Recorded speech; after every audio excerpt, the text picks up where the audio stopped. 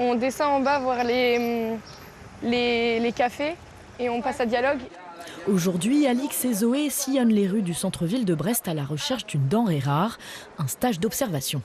Bonjour. Est-ce que vous avez encore de la place pour les stages de seconde sur 3? Malheureusement non, j'ai déjà quelqu'un qui va venir pendant ces 2 semaines. Même pour 3 jours? Même pour 3 jours. Un stage de 2 semaines rendu obligatoire en novembre dernier par le gouvernement qui doit avoir lieu du 17 au 28 juin prochain. En même temps, on est tous les secondes ensemble à chercher les stages en même temps. Déjà en 3e, c'était compliqué de trouver un stage, donc là en seconde, ouais, c'est compliqué. Comme Zoé et Alix, les 3/4 des élèves de seconde n'auraient toujours pas signé de convention de stage.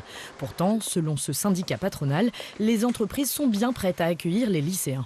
Ils peuvent aussi tout simplement passer des coups de téléphone. Alors je sais que c'est pas simple, mais l'accueil sera bon, même 15 jours avant. Essayez peut-être d'y aller, où les parents peuvent donner un coup de main en passant à l'accueil, en disant « Est-ce que vous n'avez pas une petite place pour mon fils ou ma fille ?»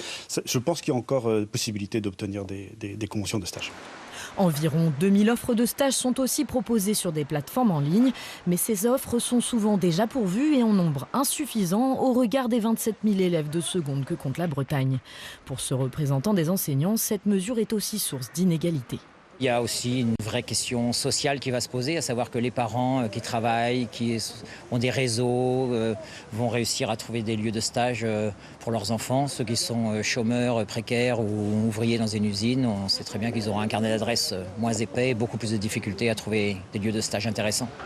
3 semaines avant le début de ces fameux stages, l'Académie de Rennes assure ne pas être en mesure de communiquer le nombre de conventions déjà signées.